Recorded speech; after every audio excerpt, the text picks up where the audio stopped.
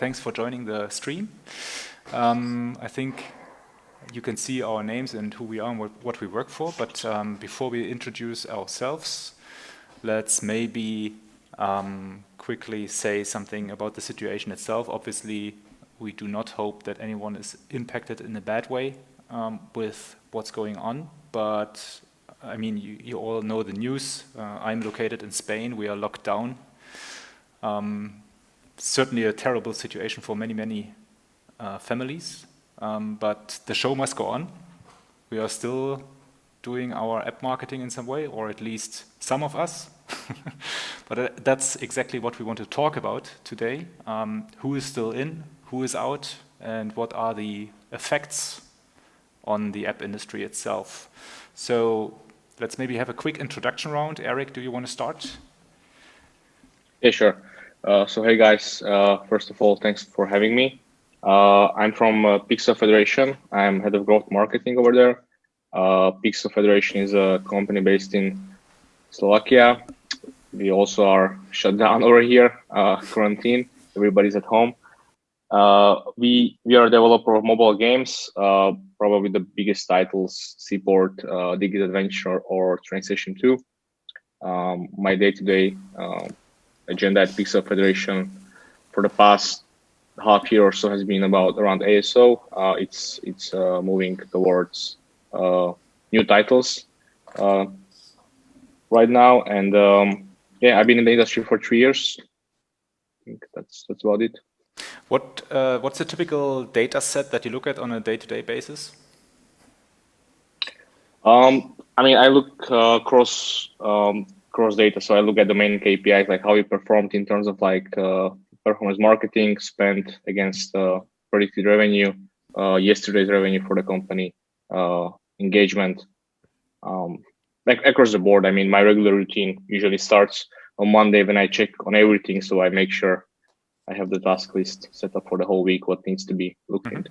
So everything growth related, app marketing, user acquisition. Yeah, pretty much. Okay, thanks. Tim? Yeah, hey everyone. Thanks, Andre, for having me here. My name is Tim. I'm the co-founder and CEO of Kaizen. I've been in the app industry for about 8 years now.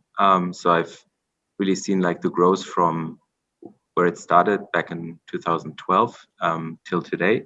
And I co-founded Kaizen with 2 partners back in end of 2018, which what we do is like we provide software for sophisticated buyers to buy programmatically in-house, so that they can acquire users or retarget users across all of the different programmatic enabled inventories out there.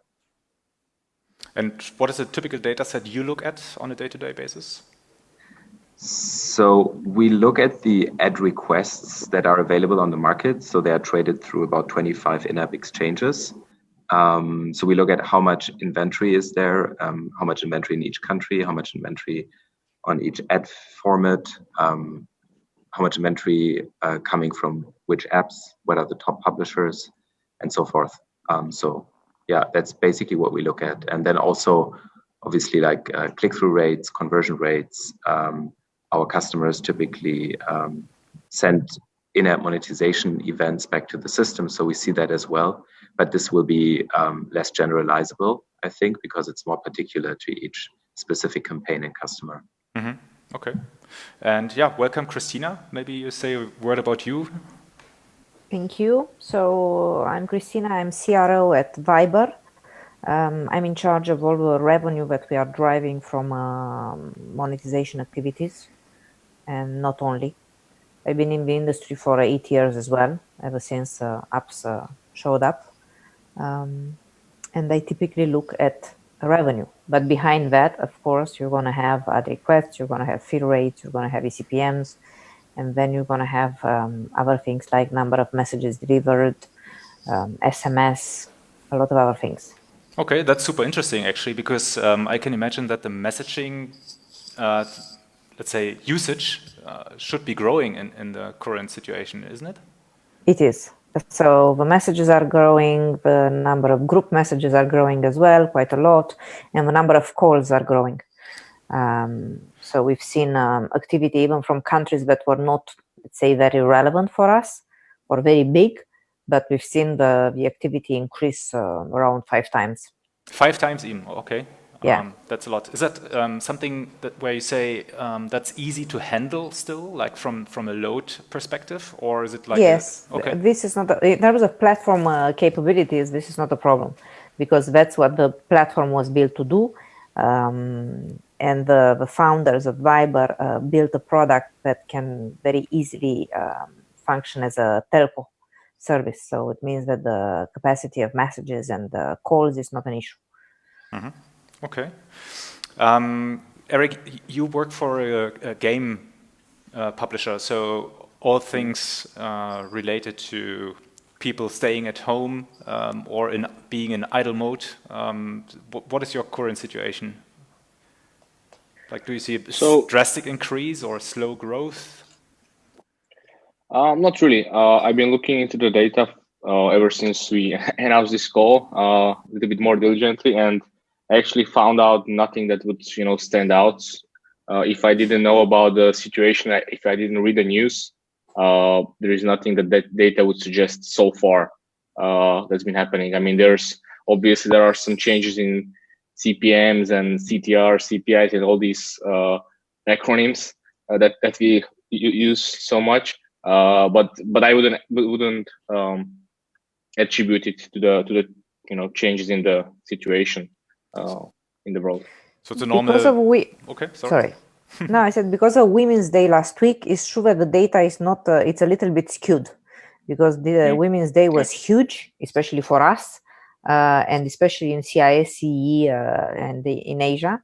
So it's true that we don't see an impact from coronavirus so far. But we're seeing activity in Italy, for example. It's Italy that exploded because it's also the first country that went on lockdown. And it's clearly linked to this. It's probably today it's the most obvious pattern. And now we're monitoring France to see how the revenue react. Okay. So this... Yeah, definitely agreed. So that indicates you are, let's say, benefiting from the situation, actually, like more usage, more ad revenue probably, and I don't know. Yes, but I think it's temporary. So it's just Hopefully. because it's very early days. No, the benefit is temporary, unfortunately. Okay. It's, I think that ultimately this is going to be very negative for all of us. Okay. Tim, can you say a word about your business? Like you as a DSP, you certainly see two sides of things. Like maybe you can quickly explain for some folks here what a DSP does and how this works and what you actually can see from your business.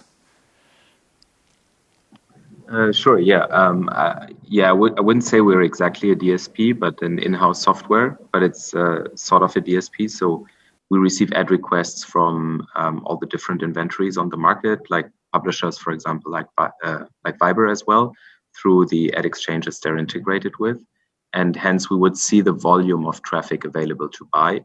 So if usage of apps goes up in aggregate, for example, if like people staying at home means that people are using apps much more and hence creating much more ad inventory, then this is a pattern we would be able to see on our systems, for example. And we could drill down into this by country and different dimensions to find out if it's actually coronavirus related or supposedly related. Okay. Do you actually have maybe even something to share data-wise? Like, do you have some exact numbers that you see or something? Yeah, so I was looking into patterns in Italy specifically, and I did look into a couple of dating apps, and then I looked into a number of game apps, mostly casual game apps, and I looked into data from have a look, soccer apps, like apps that help you track the soccer league tables. So, well, I have to say the games, similar to what Eric already said, I didn't see like any change that is significant enough to say that this is impacted by this, like that yeah, that it's significant enough. Neither did I see that on the dating apps. I did see like decline on the soccer apps, but since I'm not following soccer that closely, I'm not sure this is maybe seasonal related. I do know that in Italy the games were suspended already, I think 2 weeks ago or 3 weeks ago. So it's been also possibly, in Spain and the UK, so it might be some correlation. Yeah, so I think this is maybe one of the app categories where we can see an impact, because typically people check these apps on a daily basis to see the scores of their teams and of the overall league table. So once the games are suspended, there is no reason to actually check in on scores and league tables. Yeah, so my assumption is it will be case by case, really depending on the specific publishers, whether there is an impact to be seen or not. Okay, but on the overall business, because you probably as a DSP, you have the best perspective on the entire app business, you do not see a drastic decline or increase in any direction. It's rather probably equaling out among the different industries. Is that what you're saying? Yes. Actually, we mostly have performance customers, and I do not think that they are very much impacted, those performance customers. So yeah, in aggregate, I would say we don't see an impact on our business from it so far. I do see an impact, obviously, travel. I was actually supposed to be in San Francisco this week for GDC, Games Developer Conference. Maybe you, Eric, as well. So I had to cancel that trip, obviously. And then, yeah, was about to travel to Tel Aviv end of this month. Also won't happen because everyone is in quarantine there too. So it's more like the business travel, I think, that's very much impacted. I just hear a comment from Pierre from Lavoo. He's confirming that there is a change in usage on the dating side of things. And Björn says, don't forget, guys, every ad is booked by companies beyond the mobile market who also have to make money with something as more companies go down the next weeks. For travel industry, for example, the travel industry, the ad revenue will drop extremely. Actually, this is what I would expect as well. I mean, the situation that I have as an agency is that, for example, ad partners are calling me, so partners where I'm actually booking traffic, and asking me if I will continue doing so, because apparently they have a few clients pulling out of the advertising entirely.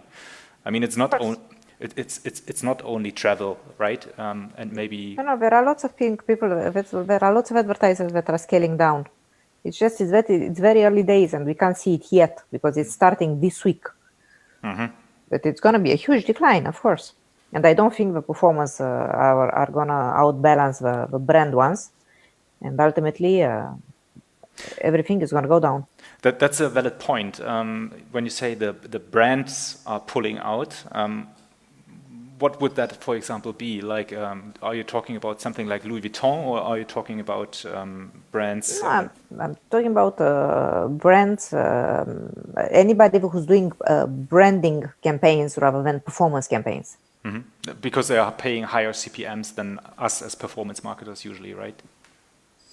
Because they are paying on CPM to have increased brand awareness and reach in a world that is, closing upon itself. So, given that they are not, besides it's not linked to a sales KPI, it's linked to brand awareness. The numbers are different there. Good point. Do you from the? I think it's going to be the same on performance as well. It's just that it's not going to be as drastic, but performance is going to suffer as well for a lot of, for example, retailers running out of stock. Obviously, travel. It goes without saying. There are lots of sectors that are doing pure performance that are going to suffer. I would expect entertainment to go up, or to at least be stable, because people need to do something when they are at home. But for the rest, I don't see how. I can also confirm from, sorry, Eric, I cut you. No, sorry, go ahead. Yeah. From what Christina said, I did talk to two large casual game developers today. I would be curious to hear your opinion as well, Eric, on this. So they said their eCPMs were going down, but as a result of less brand buyers in the mix of the overall ad inventory purchased. Yeah.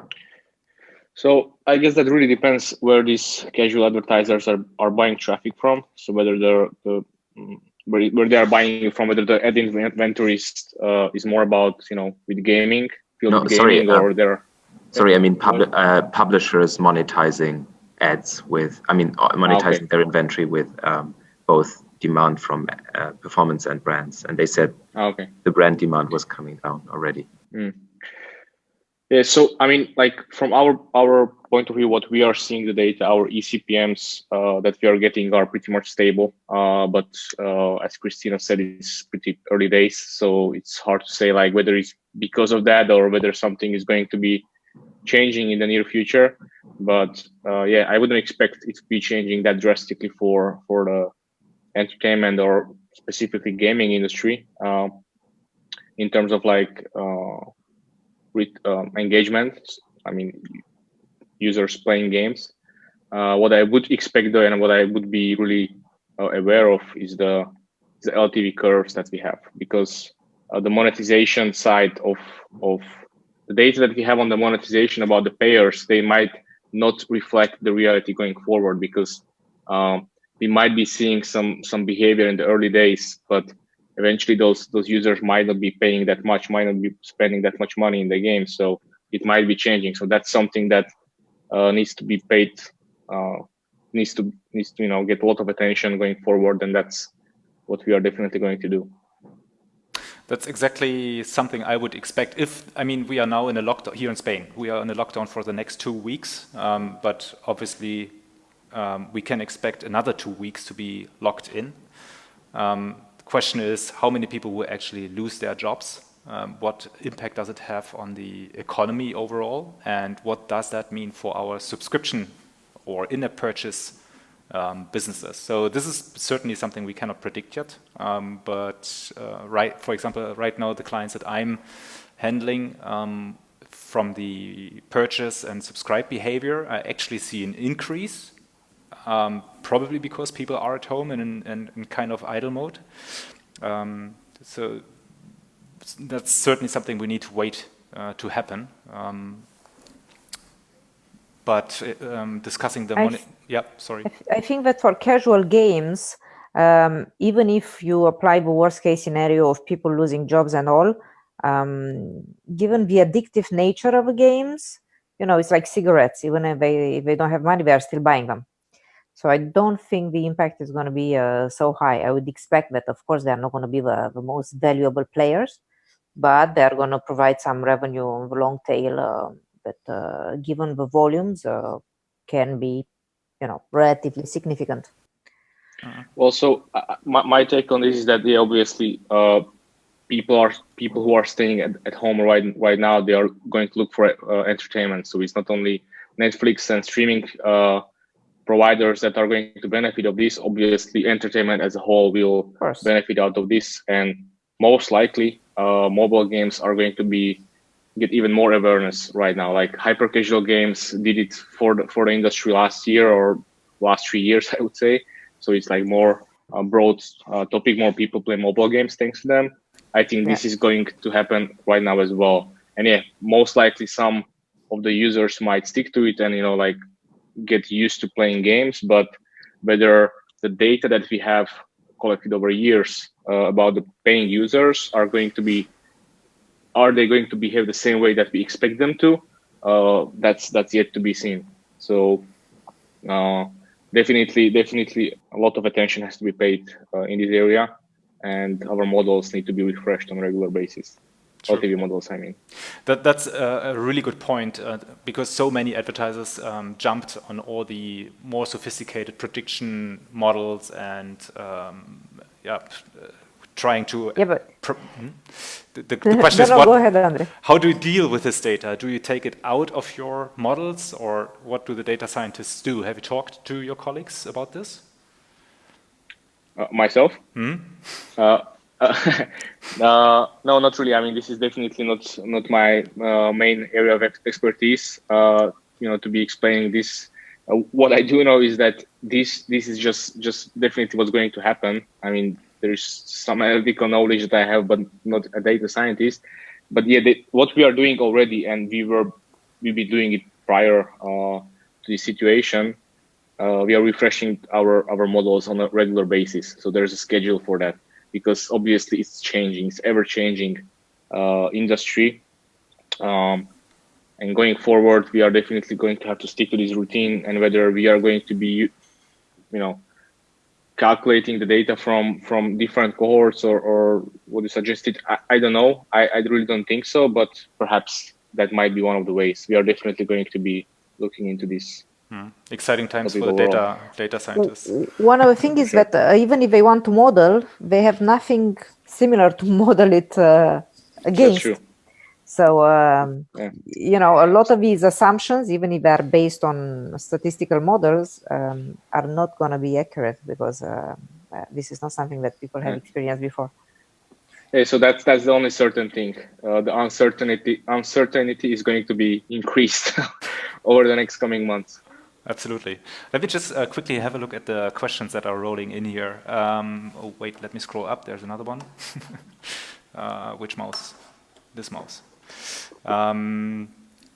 So Louis Guzman was asking, in a scenario where the situation is improving your CAC, what do you think about future LTV of this cohort? I think we discussed this just recently, like it's unpredictable, but do you want to add something to this?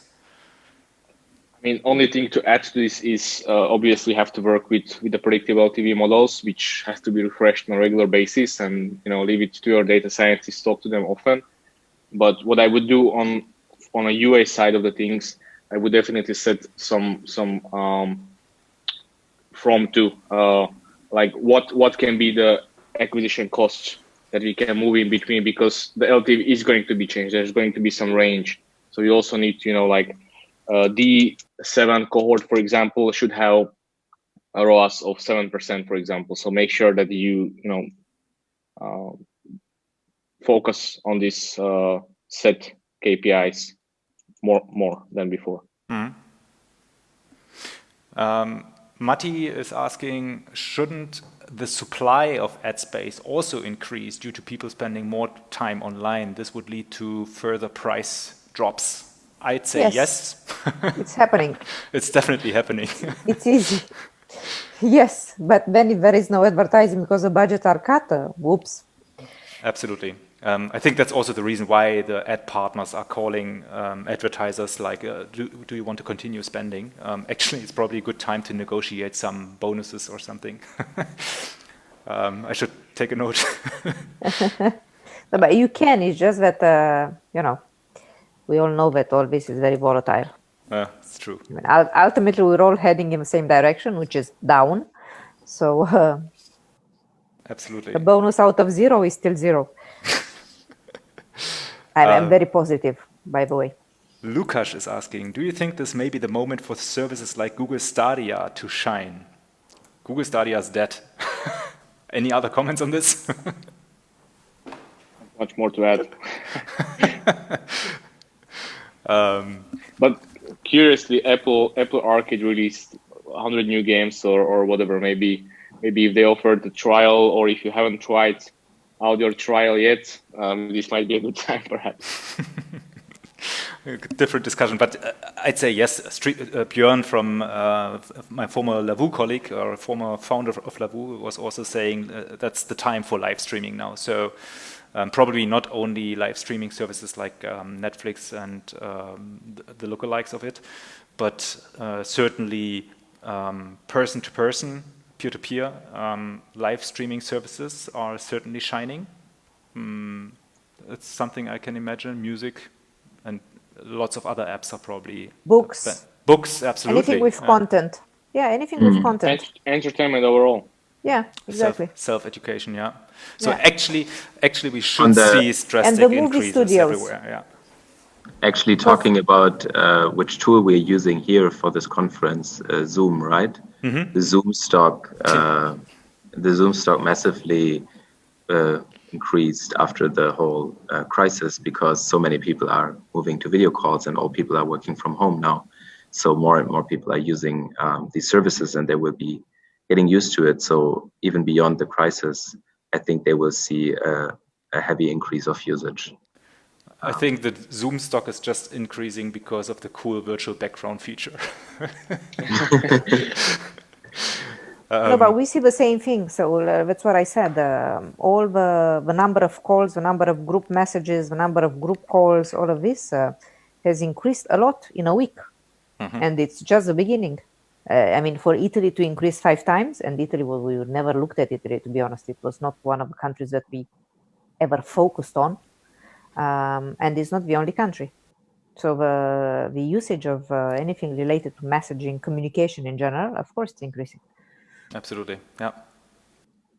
I don't know. I'm also identified one other winner, but you might be aware of this company or this app. It's actually a game around a pandemic. The game is called Plague. Yeah. Yes, I'm looking at the ad request data right now. It's a game published by Miniclip in London, and they've seen a massive uptake in usage starting from mid-January onwards. Yeah, so they started climbing up the charts. I think already in December, but they've been, I think, banned in China. I'm not sure if last month or was it in January already. Not sure, but yeah, that app ranked up through the charts. Yeah, and I see like ad requests per day before January 21st. They had about 7 to 8, 9 million a day ad requests, and now they are at about 50 to 70 million. Do you have this data ready to share on a screen or something? Because you're just yeah. So let's see some graphs. Sure. Here you go. Can you see my screen? I do. I hope it works in the stream. I don't know. Yep, I can see it. Yeah. So I think this is pretty clear. So here you see the 20th, 21st, and this is probably where they rose the ranks on downloads, and consequently the number of ad requests they are sending shot up to 100 million a day here. Wait, hold on. That looks like a ban in China over there, mid-February. We're actually not processing ad requests from China, so this should not be showing in the data. Wait, hold on. This is from the game Plague, the monetization part? This is just the number of ad requests they are sending, which is a proxy of how many users are playing it and how long they are playing. So they jumped from like 15 million, what is that, per day? Yeah, 15 or 10 million a day? Yeah. 10 times. Yeah. This is insane. Yeah. Jesus Christ. This is a good time for them now. Absolutely. Sadly so. Thanks for sharing. So, okay, then when we see a drastic increase in supply and in the same time a drastic decrease in demand, so Coca-Cola, I'm just saying Coca-Cola, but the brand budgets are pulling out, it's actually clear that CPMs for many of us will go down, and therefore CPIs should decrease dramatically if publishers do not pull a different lever. I think I was writing an article on LinkedIn about this topic, and I think Tobias, also from Labu, was commenting that as a publisher, you still can level out the supply and therefore keep your CPMs up. Can you comment on this? Do you have an idea how this actually works as a publisher? No, I would love to know how it works because I don't see it work. So for example, suddenly you see this increase like 10 times, then you just say, I'm not providing this 10 times inventory. And therefore, because the number of advertisers, let's say, stays the same, they are still asking or bidding on the inventory, but you're not giving them the full inventory, so you can't keep your CPMs up. Ah, I see what you mean. Yes, but when you are at the mercy of, let's say, performance advertisers versus branding, it's not the same thing because the KPIs are different. It's not, they are not going to bid just to get increased visibility. They are going to bid if they see some post-install KPIs, I'm assuming, that are matching their expectations. So I don't think that performance advertisers work like that. I mean, I've never seen them work like this. They test with very small volumes in the beginning. So yes, this can, if you apply this over what period of time, 3-4 months, maybe, yeah, you see the demand levels or the eCPM staying strong, but otherwise, no, performance will never replace branding, not 100% anyway. Get it? One assumption that I read into this statement might be that, I mean, if you artificially keep the supply lower and you do have a bunch of people who are used to buy your inventory, the price will inevitably go up. But that does also mean you're leaving a lot of revenue on the table. Your eCPMs might stay the same and maybe even increase, but at the cost of maybe only selling half of the number of ads or even less than that. That makes total sense. I mean, you obviously need to find the right level, but at least you could like artificially limit the supply side. I mean, that's happening with how do you say Rohstoff in English? What is that, Tim? Natural resources. Yeah, with natural resources, with diamonds, they do the same thing, or with gold, right? They are hoarding this somewhere and just limit the supply to keep the prices up. The thing is, as a publisher, when you're running on CPM, you have very little visibility on what is going on the advertiser side. So it's not so easy to optimize, even if you wanted to. Good point.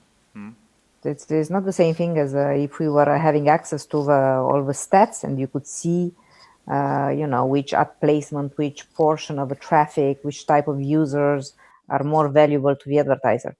You're just blind. So how do you limit the supply? You just put a finger in the air and say, oh, I'm going to limit the supply. You can't because we don't have the data. We don't have visibility into anything. We are blind for this. Time for a good prediction model. What is it on the user acquisition side? Are you doing user acquisition, paid user acquisition, Christina? No. Okay. This for a messaging app, even in normal times, is a very bad idea, given that you are inviting people to download an app where if they don't have friends, why exactly would they use it? So no, this has never been our strategy. Makes sense. From your side, Eric, have you kept your growth initiatives on the same level, or do you see potential to up your spend? No, not really. As I said earlier, I mean, we don't see much change of behavior of payers, or for that matter, that eCPMs would somehow provide better quality or whatnot. For us, it's business as usual. We always operated based on efficiency. So that's why where the models, LTV models, come in. So that's why it's so crucial.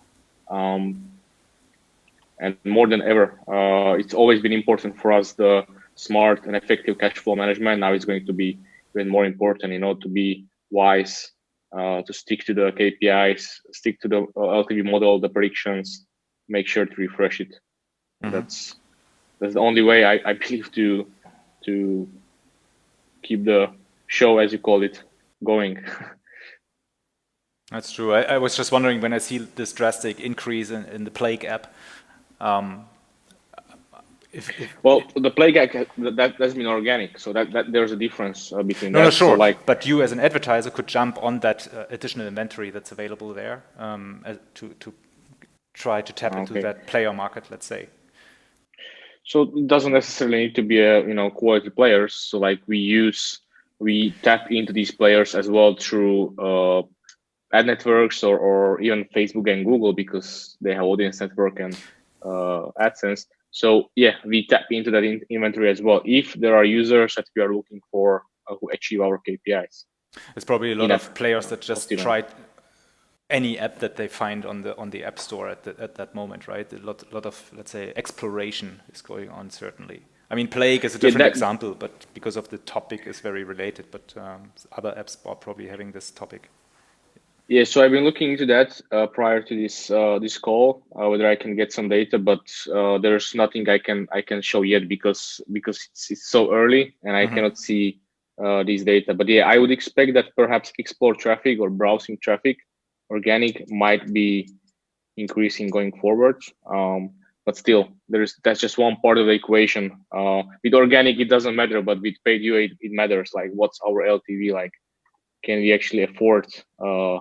Is the CPI lower than the LTV? That's always the ultimate equation. Yeah, that makes sense. I think we've covered a lot of angles of that outbreak here. I don't know if the audience still has questions. Otherwise, Tim, do you have any more comments or remarks?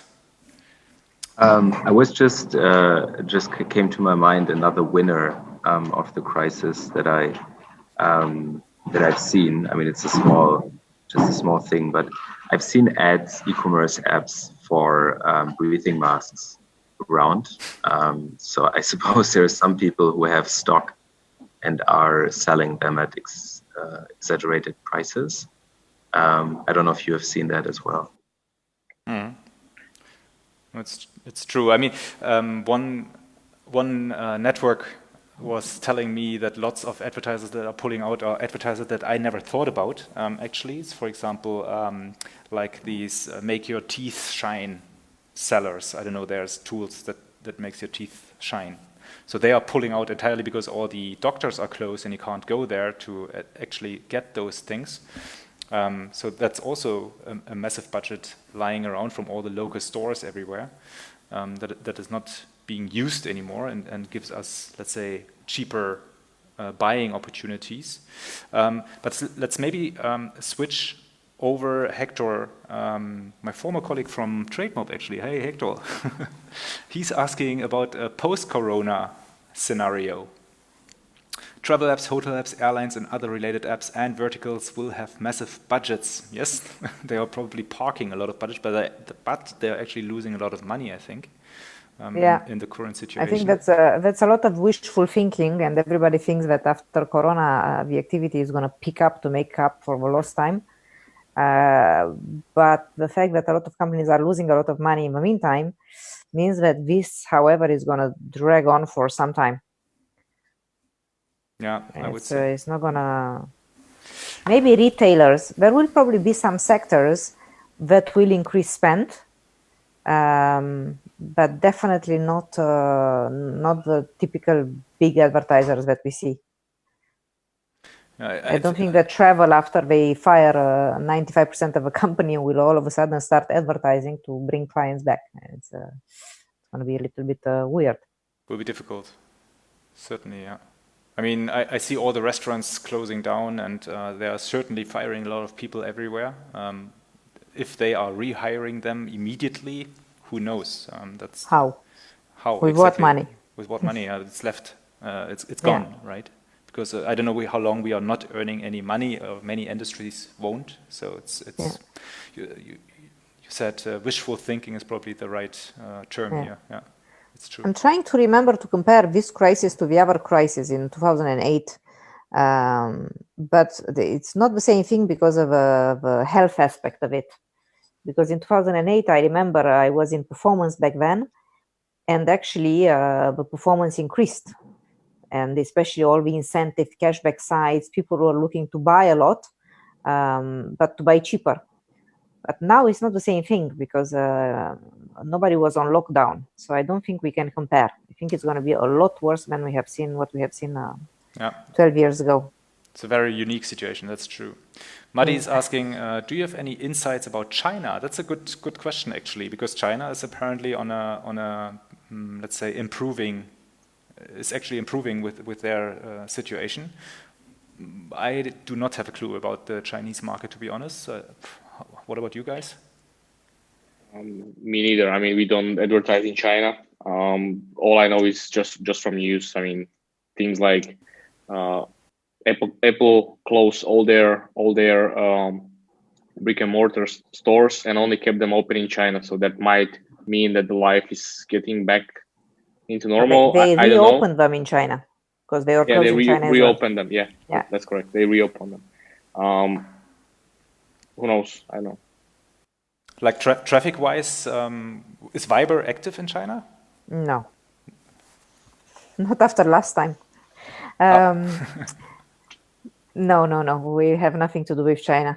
I mean, if you look on Amazon, I see that you can still buy a lot of products coming out of China, especially the hand sanitizers and things like this. The masks, whatever you want to buy, it's coming out of China. So apparently they are coming back, but they took a hit as well. I was watching the news, and their economy Q1 has never been lower. It decreased like 13% or something like that. I think they're going to come back faster than the rest of us. That's for sure. Any data, Julius? Any data on meditation apps, etc.? I guess psychohygiene and mental health will be more important as well during lockdowns. I would say, yeah, they should have a lot of activity right now, I would say. Especially when you have kids, you probably need some meditation. For them or for you? Both, maybe. What do you think? We actually haven't seen any of these advertising. That's a good point.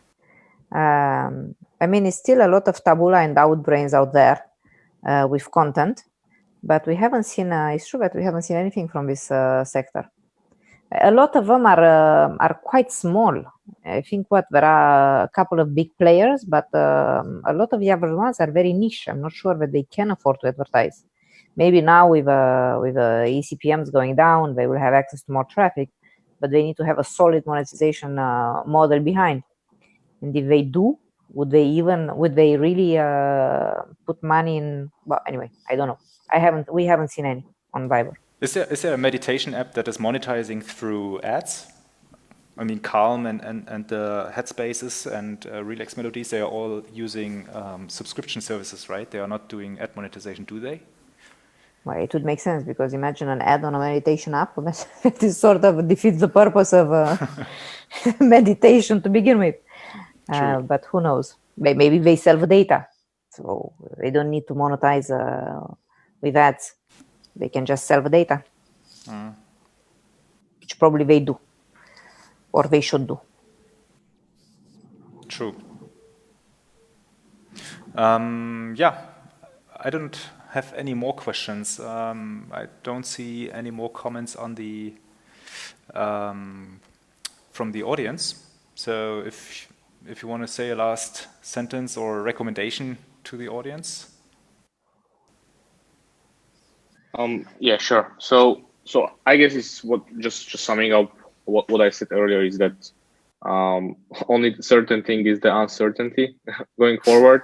So we are definitely going to have pay a lot of attention to LTV models and make sure that we watch closely how they change, and responsible cash flow management. That's going to be crucial for performance marketers. Yeah, everyone is nervous. This is also something that I see. Like, clients are calling me basically every day to ask what the situation is. Clients that are usually not asking this every day. So uncertainty is everywhere, but at the moment I do not see a drastic impact. Definitely. Yeah, I think it's gonna hit. So I think, in addition to what Eric said, we should just be cautious and not give in to the panic, because already there is a lot of panic around. There's no point to have a rash reaction just because you are in panic mode.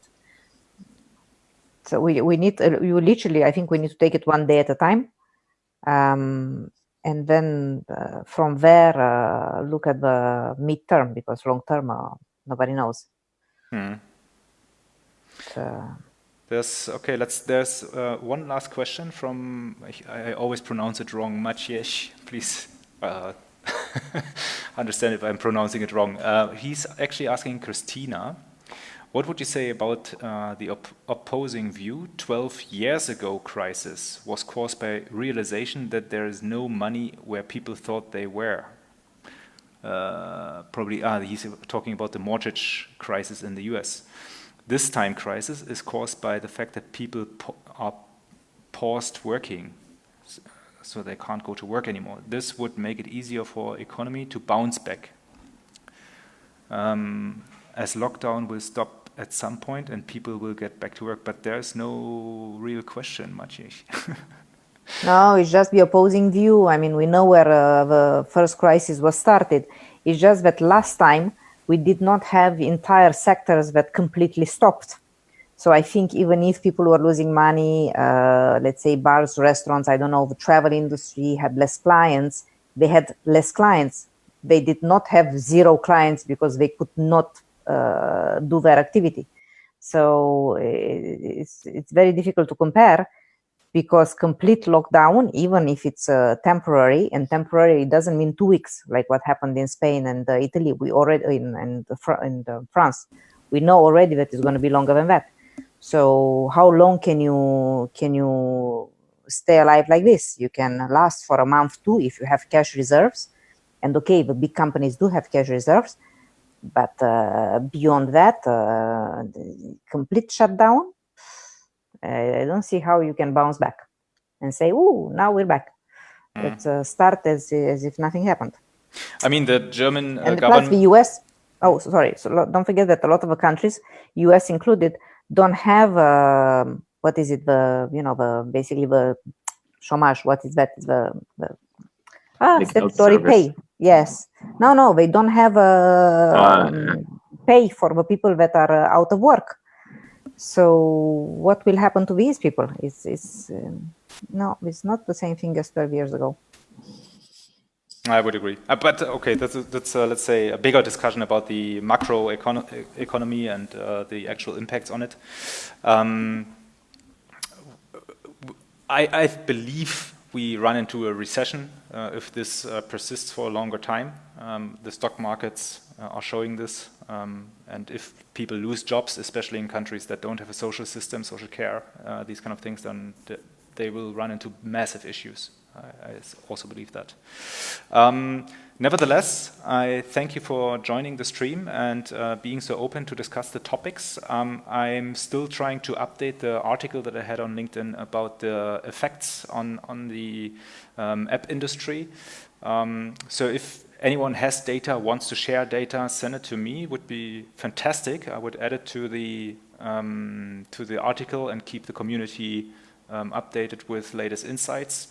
And yeah, thanks for having us. Thanks for your questions. I hope to see you soon with further information or more cool live streams. Thank you very much, guys. It was a pleasure to talk to you. Have a good one. Thank you. Have a great evening. Bye. Bye. Bye.